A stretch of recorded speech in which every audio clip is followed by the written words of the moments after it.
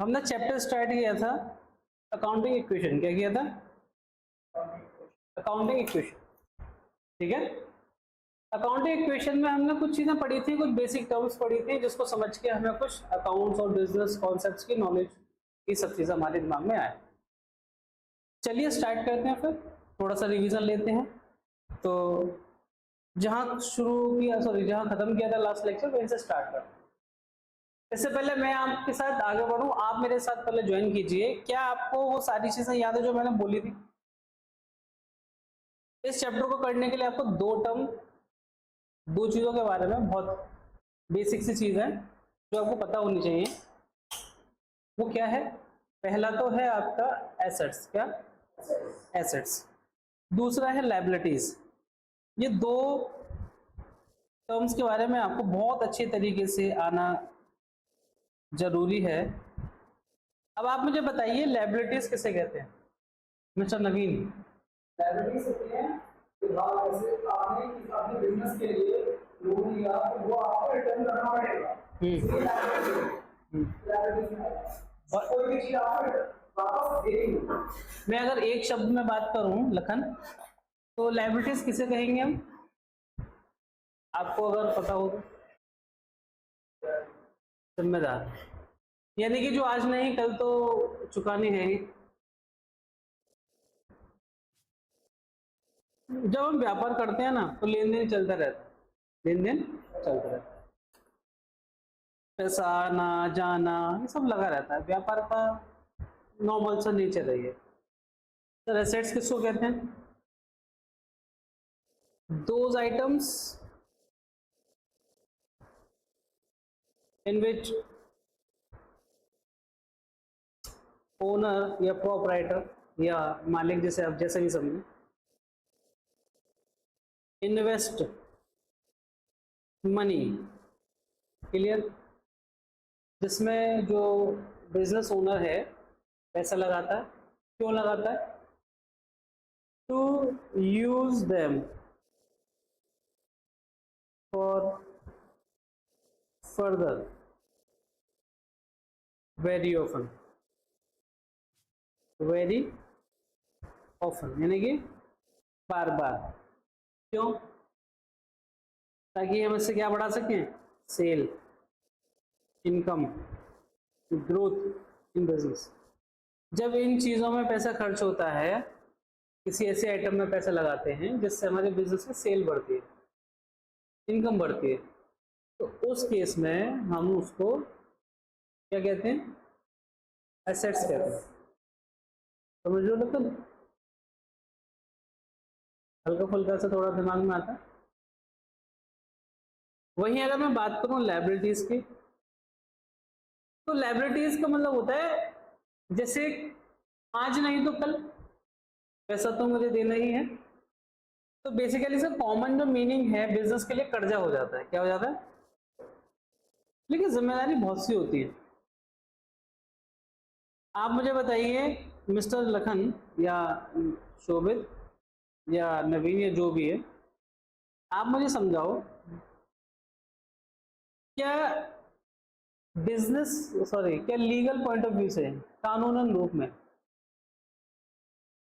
Business और owner ये दो अलग अलग लोग नहीं? बिजनेस एक आर्टिफिशियल पर्सन माना जाता है। कैसा माना जाता है?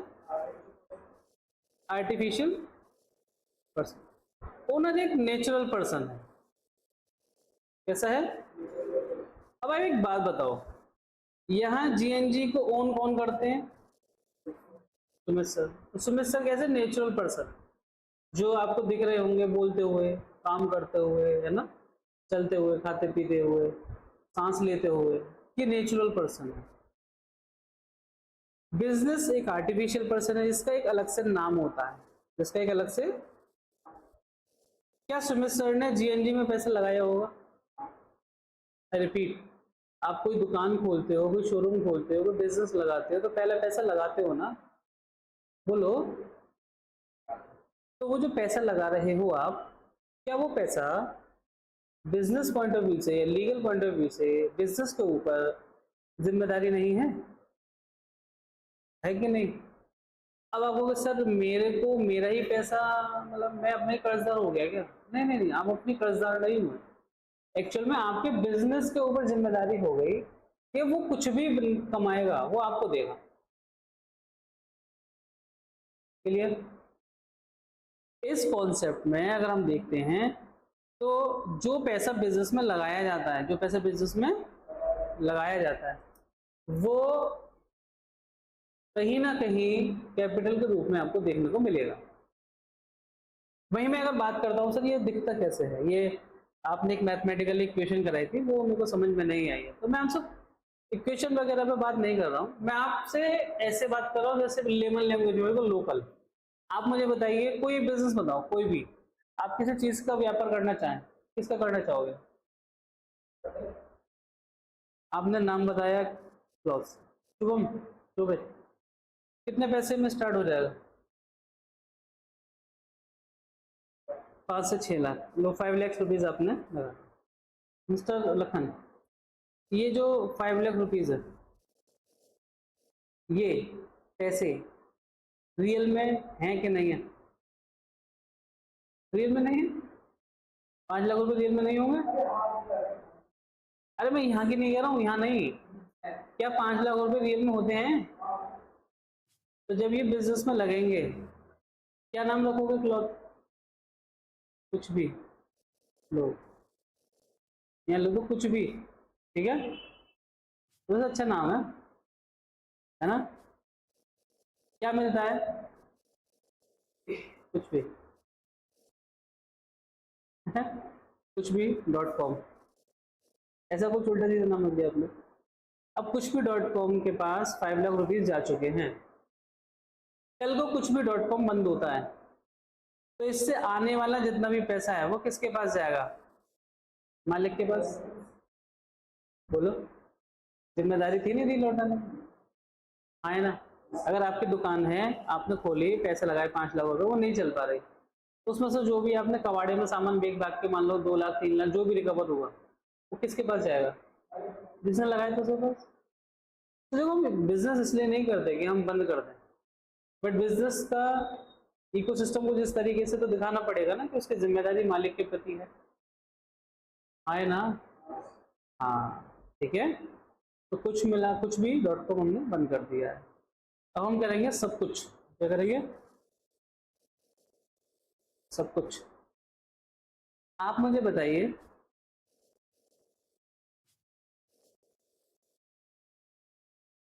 मैंने एक दुकान खोली, सब कुछ, इसके प्रोपराइटर कौन है? मान लो लखन। कौन है? लखन। लखन ने इसमें पैसा लगाया। लखन तुमने पैसे लगाए 5 लाख रुपए। आज आपके पास 5 लाख रुपए का कैपिटल है कि नहीं है बिजनेस के पास? चलो, क्या ये कैश में आया होगा? जल्दी दो, कैश, क्या ये कैश एसेट्स है कि नहीं है? लेकिन साथ के साथ ये जिम्मेवारी तो बनना है, साथ के साथ ये जिम्मेदारी भी तो है। किसकी? बिजनेस की। तो बिजनेस के पास कैश आया और कैपिटल फॉर्म में आया। क्लियर? ये इस तरीके से इक्वल बैठे, ये इक्वेशन है। क्लियर? अब होता क्या है, ये कैश ऐसा तो रखा नहीं रहेगा, यूज होगा। बताओ, मैं आपसे पूछना चाह रहा हूं, आप मुझे बताइए, कोई भी आदमी बता सकता है। मैं एक छोटा सा डिसेंट एग्जांपल ले रहा हूं। अभी यार हम ऐसा नहीं करेंगे कि क्वेश्चन करें डायरेक्ट, हम थोड़ी अंडरस्टैंडिंग बढ़ाते हैं थोड़ी, है ना? आप लोग भी देखो तो आप भी समझने की कोशिश कीजिएगा। मैं मान के चलिए एक कैफे बिजनेस खोलना चाह रहा हूँ, है ना? मुझे एक कैफे चाहिए, कितने लाख रुपए में खुल जाएगा? 10 लाख समथिंग में खुल जाएगा। 2 लाख रुपए में कैफे कहाँ खुलता है? देखो, दुकान खोलना और कैफे खोलना अंतर है ना? अगर मैं आपसे ये कहूँ कि एक आजकल तो चाय का वो ट्रेंड चल रहा है ना, एक चाय की दुकान खोलने में भी लाखों रुपए लग जाते हैं, तो 2 लाख रुपए में तो मेरे ख्याल से नहीं खोलने का। लेकिन हाँ, आपने 10 लाख रुपीज़ का एक बजट बनाया, कितने का? 10 लाख रुपीस का एक बजट बनाया। आप मुझे बताइए, अगर आप 10 लाख रुपए का बजट बना रहे हो, 10 लाख रुपए आप लाए, कैसे भी लाए, जोड़ के, रख के, सेविंग से, लोन लेके, कुछ भी करके, आपके पास 10 लाख रुपए हैं कि नहीं? लखन, सबसे पहले कैफे के लिए आप क्या खरीदोगे? सब लोग एक एक एक्टिविटी बताओ, बताओ सबसे पहले आप इस 10 लाख रुपए में से क्या करोगे?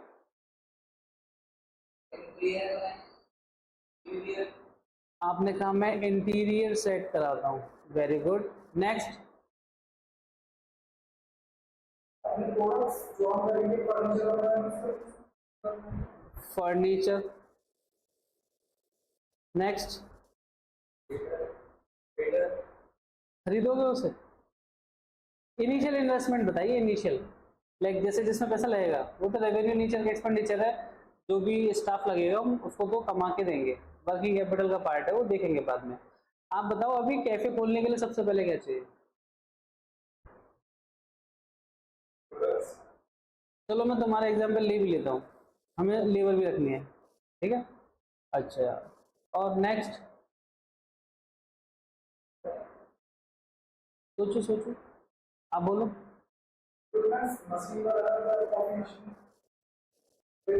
इक्विपमेंट्स है ना, मशीन्स, कॉफी मशीन है, कॉफी मशीन, फ्रिज। आप नेक्स्ट,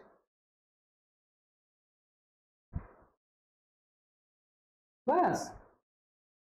अरे भाई पूरा किचन बनाओगे आप, है ना, क्रॉकरी लोगे आप, है ना, उसके बाद चलो क्रॉकरी तो किचन एलिमेंट्स में ही आ गया, ये फ्रिज वगैरह भी इसी में ही आ जाएगा, है? आप एक काउंटर सेट कराओगे, है ना, ये सारी चीजें लगेंगी मेरे ख्याल से। और कुछ हो तो आप बता दीजिएगा। आप मुझे बताइए, ये सारी चीजें लग रही है ना? मान के चलिए इसमें 5 लाख रुपए खर्च हो गए, इसमें 2 लाख रुपए खर्च हो गए, बाकी सब 3 लाख रुपए खर्च हो गए, 10 लाख पूरा बराबर हो गया। बोलो, तो मैं इसको ऐसे कह सकता हूँ, इतने सारे आइटम्स 10 लाख के बराबर हैं। क्या मैं इन सबको यूज करके बिजनेस आगे बढ़ाऊंगा, सेल बढ़ाऊंगा, इनकम बढ़ाऊंगा, या सुनो? इसमें से लेबर हटा दो अभी फिलहाल, क्योंकि लेबर को हम खरीद नहीं रहे हैं, बाकी सारे तो असेट्स कैटेगरी में आ रहा है। क्या मैं किचन को एक बार सेटअप करने के बाद एक ही साल यूज करूंगा, बार बार करूंगा? बार बार करेंगे। क्या मैं crockery set, other equipments, machineries and all, ये सब एक ही बार करूंगा, बार बार करूंगा? बार बार करूंगा। इंटीरियर एक बार यूज करूंगा, बार बार करूंगा? क्या मैं इनको एसेट्स कह सकता हूँ? यही एसेट्स हैं जिन चीज़ों में पैसा लगाया, जिन्हें हम बार बार यूज करने वाले हैं, जिसके यूज करने से हमारे सेल्स में बढ़ोतरी होगी, एक्सपेंशन होगा, ग्रोथ होगी, प्रॉफिट होगा। This are all assets. बोलो, ये एसेट्स मेरे अपने हैं कि नहीं है? क्या ये मेरी जागीर है? कहते हैं ना तो लोकल लैंग्वेज, जागीर मतलब मेरा अपना, मतलब लाइक जिसमें मेरा पोजेशन हो, है ना? क्या ये मेरे अपने हैं? तो क्या ये मेरी कैपिटल, बिजनेस की कैपिटल शो कर रहा है कि नहीं कर रहा है? ये कलेक्टिवली अगर मैं इन सबको एक साथ देखूं, इनकी वैल्यू को अगर देखूं, तो कलेक्टिवली कहीं ना कहीं 10 लाख रुपए की वैल्यू शो कर रहे हैं कि नहीं कर रहे? बताओ, कर रहे हैं तो इक्वेशन बन गई कि नहीं बन गई? चेक करो गौर से। एक 10 लाख रुपए कितने जगहों पे डिस्ट्रीब्यूट हो रहे हैं, देख रहे हो आप? इसी को जब मैं इक्वेशन में करता हूं अकॉर्डिंग टू द डेट्स, क्या बन जाता है? Accounting equation. तो अकाउंटिंग इक्वेशन बेसिकली कुछ नहीं है, सिर्फ आपको ये चेक करना है कि हमारे जितने भी एसेट्स हैं, जितने भी, वो किसके बराबर है? हमारी लायबिलिटीज के बराबर है। और मैं फिर बोल रहा हूं, आप करते करते खो मत जाना कि आप अपने लिए कर रहे हो, नहीं नहीं नहीं, आप बिजनेस के लिए कर रहे हो। किसके लिए? हाँ, तो इसमें लायबिलिटीज के 2 हिस्से कर दो, capital plus other liabilities. Capital के अलावा जितनी भी लायबिलिटीज क्रिएट होंगी, जितनी भी जिम्मेदारियां बनेंगे, वो सब अदर लायबिलिटीज में जाएगा अपने नाम से। कैपिटल बस कैपिटल के नाम से आया, इज दैट क्लियर और नॉट? बोलो सर। एसेट्स के बारे में बता दो कुछ, एक आध आइटम जैसा आपको देखने को मिल जाएगा, कैश, स्टॉक, डेटा, फर्नीचर, ये सारे आपके कॉमन एलिमेंट्स कैसे हैं? ये सारे आपके कॉमन एलिमेंट्स से देखने को मिलेंगे। इसके अलावा कुछ और होगा, हम ऐड ऑन करते चलेंगे। अब मैं आपको क्वेश्चन पे चलूं, बोलो। मेरे पिछले लेक्चर में मैंने ये वाला क्वेश्चन कराया था, मुझे पता है आप लोगों से क्वेश्चन नहीं हो पाया है, तो मैं इसको दोबारा से चेक करवा देता हूँ। और जब चेक कराऊंगा तो मैं काम करता हूँ, पूरा नया ही करा देता हूँ, है ना? बोलो, तो हटा ही देता हूँ सब पूरा ना। इक्वेशन क्या है? इक्वेशन आपकी वही है, एसेट्स इक्वल्स टू लायबिलिटी। एक फॉर्मेट के साथ कर लेते हैं पूरा, है ना?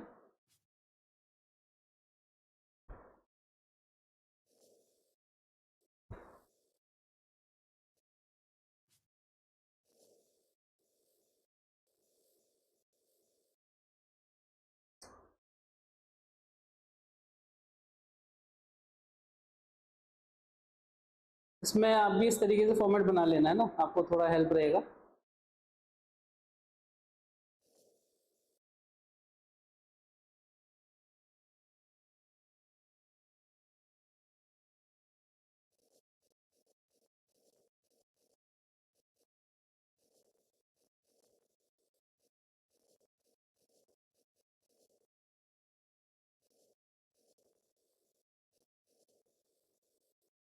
इस तरीके से, क्लियर?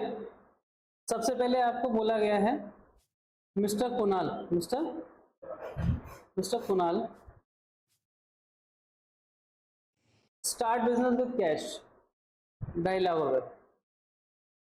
कुणाल ने बिजनेस स्टार्ट किया, किसने से? बिजनेस स्टार्ट किया है कितने रुपए से? देखो बोलोगे तभी समझ में आएगा, मेरे साथ बोलो। कुणाल ने बिजनेस स्टार्ट किया कितने रुपए से? 2.5 लाख, इंग्लिश में 2,50,000। अब आप मुझे बताइए, बिजनेस में पैसा आया होगा 2.5 लाख रुपए, बोलो क्या ये कैश फॉर्म में आया होगा? क्या ये कैश फॉर्म में आया होगा?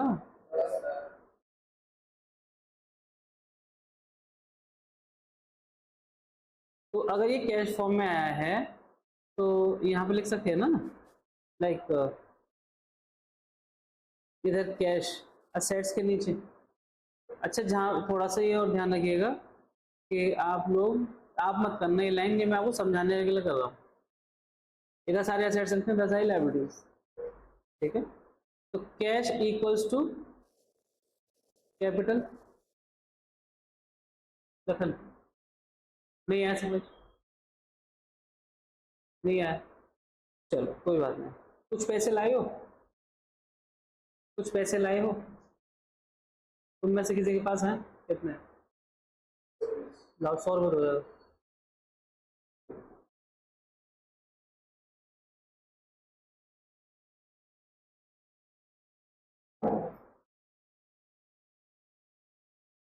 मान लीजिए भाई ने ये 100 का नोट दिया है, ये 1 लाख रुपए कितने? क्लियर? अब आप ये देखो जरा, ये जो 1 लाख रुपए दिए हैं भैया ने, मतलब ये 100 रुपये दिए हैं, क्या ये कैश में मेरे पास आए? ये सुनो, आए हैं? फिर बोल रहा हूँ, आए हैं? चलो, तो आपने कैश में कितने रुपए दिए मुझे? 2.5 लाख रुपए। बट मेरे पास आए हैं, तो मेरी खोपड़ी पे जिम्मेदारी भी तो आई है इसकी, आए ना? तो बिजनेस के पास जब भी पैसा आता है वो किसी न किसी फॉर्म में आता है। सेकंड इंपैक्ट क्या हो रहा है? कैश तो आ रहा है, साथ में 2.5 लाख रुपए की जिम्मेदारी भी आ रही है। हमेशा अकाउंटिंग टू साइड होगी, दो तरफा, डेबिट भी होगा क्रेडिट भी होगा। प्लस होगा तो दूसरी जगह माइनस होगा, सेम साइड होगा तो एक ही जगह प्लस माइनस होगा। आपके अकाउंटिंग की जो परिभाषा है आप उसको बेसिकली समझ के चलें, तो आप इतना ध्यान रखते हुए चलिएगा बेटा जी कि वो ड्यूअल इफेक्ट पे काम करता है। किस पे? ड्यूअल इफेक्ट पर काम करेगा। तो जरा समझ के चलते हैं। तो पहला ट्रांजेक्शन क्या बोला कुणाल, स्टार्ट्स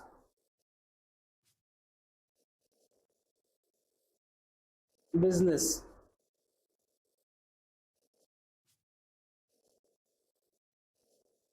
विद कैश। यहां तक समझ में आई बात, नहीं आई? तो सबसे पहले आप जो कर रहे हो पहले तो वो लिखो ट्रांजेक्शन, उसके बाद कितना अमाउंट से है वो लिखो, वो किस में हुआ है, कैश में हुआ है ना, कैश की हेडिंग बनाई, पहले थी नहीं अब बन गई, साथ के साथ कैपिटल के साथ इंटरलिंक हो गए। Is that clear? आपको थोड़ा और समझ में आएगा जब हम सेकंड एंट्री करेंगे। आगे लिखा हुआ है ही परचेज फर्नीचर फॉर कैश। नवीन फर्नीचर परचेज कर रहे हैं कैश में। आप मुझे बताइए फर्नीचर पहले से है क्या मेरे पास? फर्नीचर देखो इधर देखो, फर्नीचर मेरे पास है क्या मिस्टर शोभित? तो यहाँ लिख सकता हूँ फर्नीचर। क्लियर? पहले से नहीं था ना, अब मेरे पास आ गया है तो मैंने लिख दिया। यहाँ तक किसी को कोई दिक्कत? यहाँ बैश करो फर्नीचर परचेज, फर्नीचर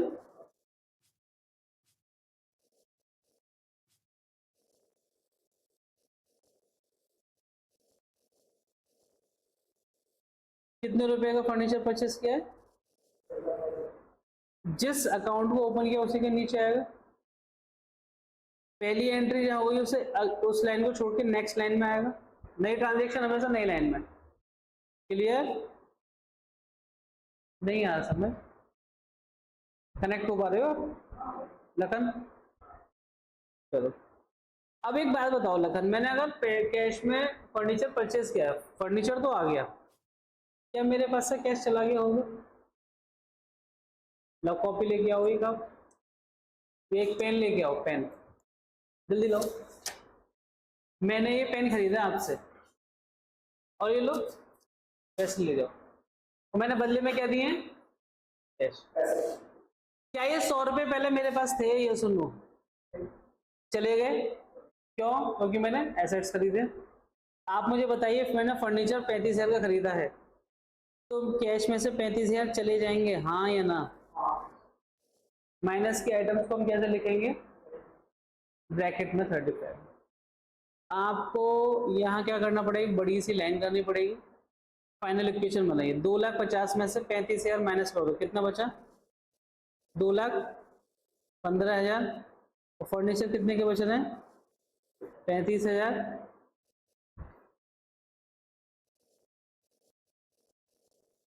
और ये हो गया वो 2,50,000 टोटल। क्या इधर की टोटल और इधर का टोटल सेम आ रहा है? इसका मतलब इक्वेशन सही है। आई रिपीट, दोनों साइड इक्वेशन का टोटल बराबर आना चाहिए। इज दैट क्लियर और नॉट? चलो थर्ड हेडिंग पे चलते हैं। ही पेड कमीशन, ही पेड कमीशन, ही पेड ब्रदर। मैं कमीशन पे कर रहा हूं, कैसे पे करूंगा? कैश दूंगा, तो मैं यहां लिख सकता हूं कमीशन। पहले ट्रांजैक्शन लिखते हैं, बोलो commission paid. Is that clear? एक लाइन करते हैं इसके नीचे। कितने का कमीशन दिया मैंने? 2,000। कैश में दिया होगा, मैं किसी को कमीशन दे रहा हूं तो कैश में तो दूंगा। साथ के साथ एक बात बताइए, फर्नीचर पे कोई असर पड़ेगा क्या इसका, कमीशन का? Very good. अगर आप पहले दिन इतना समझ पा रहे हो तो आप बहुत सही समझ रहे हो, पता है। अच्छा दूसरी बात, इसका सेकंड इम्पैक्ट किस चीज पर पड़ेगा? कैपिटल पर। किस पर? कैपिटल पे। क्यों पड़ेगा सर? देखो बेटा, आपने मुझे फीस दी, मैं पहले एक साथ ही खर्च कर लूंगा या पहले गले में पैसा डालूंगा? आपने दिया, मैंने रख लिया। बोलो, आपने दिया, मैंने रख लिया। उसके बाद उसमें से मैं पैसा खर्च करूंगा बाद में। तो पहले मैंने कमीशन दे दी, क्या दे दी? तो आप मुझे बताइए, अगर पैसा आएगा तो कैपिटल में ऐड होगा और जाएगा तो कैपिटल में से लेस हो जाएगा। 2000 लेस हो गया आपके कैश में से और कैपिटल में से, दोनों में से। क्लियर? बोलो फाइनल इक्वेशन बताओ। 2,13,000 प्लस 35,000 इक्वल्स टू 2,48,000। चेक करो क्या इन दोनों का टोटल 2,48,000 आ रहा है, इसके बराबर सही आ रहा तो सही है इक्वेशन। बताइए आपको इसमें कोई दिक्कत बेटा, क्या मैं आगे चल सकता हूँ?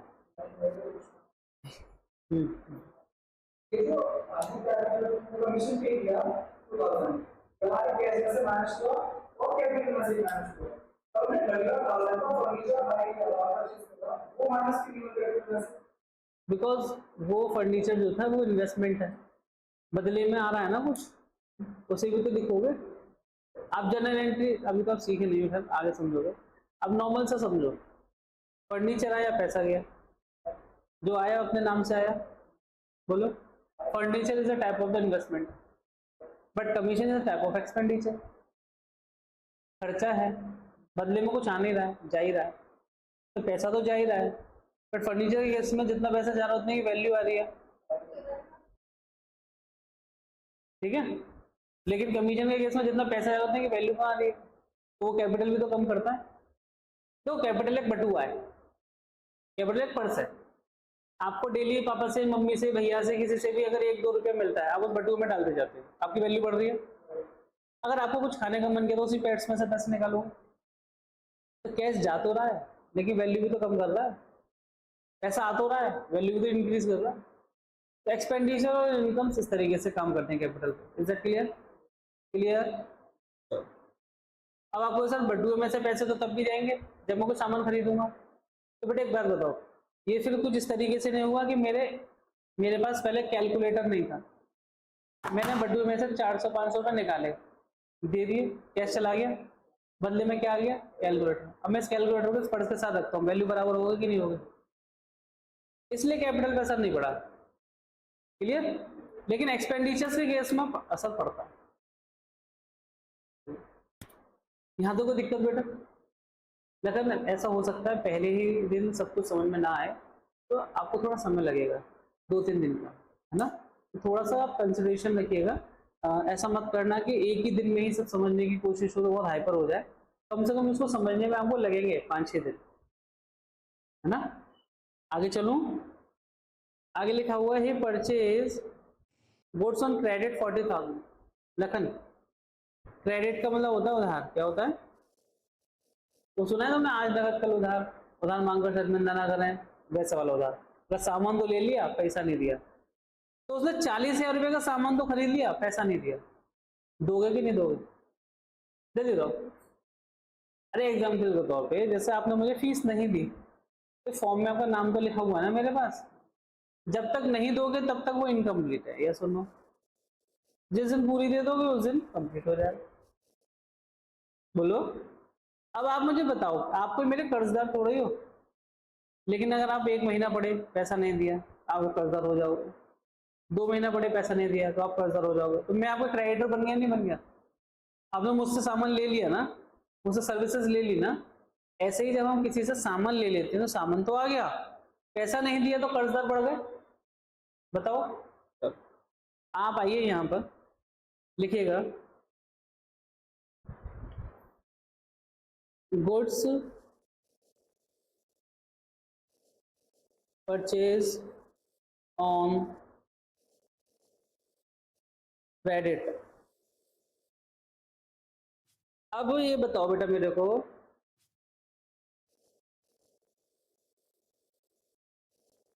गुड्स परचेज ऑन क्रेडिट है ना, कितने खरीदा है? 40,000 का। आपके पास पहले से कोई हेडिंग है स्टॉक की? सामान फर्नीचर तो होता नहीं है, सामान कैश तो होता नहीं है, सामान सामान है। तो कमर्शियल लैंग्वेज में, अकाउंटिंग में हम सामान को यहाँ कह देते हैं, गुड्स को कह देते हैं स्टॉक। क्या कह देते हैं?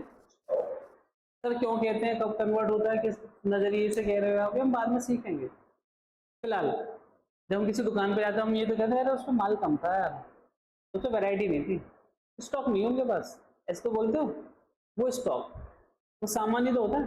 जैसे आप जूते चप्पल देखने गए तो उस दुकान पर जूते चप्पल होंगे, कपड़े देखने गए तो कपड़े वाली दुकान पर कपड़ों का स्टॉक होगा, फर्नीचर देखने गए तो उनके पास चेयर्स का स्टॉक होगा, इलेक्ट्रिक स्टोर पर गए तो उनके पास इलेक्ट्रिक अप्लायंसेस का स्टोर होगा, मोबाइल पर गए तो मोबाइल का स्टोर होगा। स्टॉक सामान को कहते हैं, और जिस चीज को हम व्यापार करते हैं उसे स्टॉक कहते हैं। ये सब क्लियर?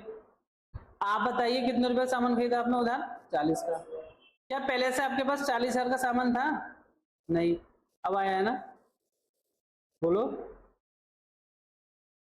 लखन, यहाँ देखो, अब आया कि नहीं आया? आ गया। पैसा दिया क्या आपने? नहीं। कर्जा बढ़ गया? कैपिटल पे कोई असर नहीं पड़ा क्योंकि अभी घाटा नहीं हुआ है, लेकिन अदर क्रेडिटर्स तो बढ़ जाएंगे ना। क्रेडिटर्स का मतलब होता है जिनको पैसा देना है। कितने रुपए से बढ़ जाएंगे? 40,000। इज दैट क्लियर और नॉट? आई रिपीट अगेन, क्या ये बात सत्य है? बोलो। चलो, तो यहाँ पे कोई चेंज नहीं, यहाँ पे कोई चेंज नहीं। फाइनल इक्वेशन 2,13,000 रुपये 35,000 प्लस 40,000 2,48,000 प्लस 40,000। ठीक है लखन? आप भी करोगे, लखन ही लखन कर रहे हैं। चलें, फर्स्ट डे अगर हम ध्यान रख लें ना हम क्या कर रहे हैं, अगले 3-4 दिन में हम बहुत अच्छा समझ जाते हैं। तो कोशिश हमारी भी रहती है कि आप लोग अच्छा समझें, इसलिए मैं बार बार आपका ध्यान केंद्रित कर रहा हूँ अपनी तरफ। आइए नेक्स्ट, आइए गुड कॉस्टिंग 20,000, और इसको हमने सोल यानी कि सेल मतलब बेगा। 20,000 का सामान कितने का, कितने में बेचा है? कितने का फायदा हुआ? 20 का माल 26 में, 20 का माल 26 में, ऐसा देखो है ना। आप मुझे बताइए, अगर आपने 20 का माल 26 में बेचा तो 6,000 का फायदा हुआ कि नहीं हुआ? कैपिटल में बढ़ोतरी हुई कि नहीं हुई? बोलो हैं? हाँ, तो यहाँ लिखा होगा सोल गुड्स फॉर कैश। 20 रुपए का माल गया, स्टॉक कितने से कम हुआ? आपके पास स्टॉक अभी है कितने का? रकम दिख नहीं है आपको? कितने का सामान है आपके पास अभी? कितने का सामान बेच दिया आपने इसमें से? 20। क्या मैं 20 रुपए यहां से माइनस कर सकता हूं?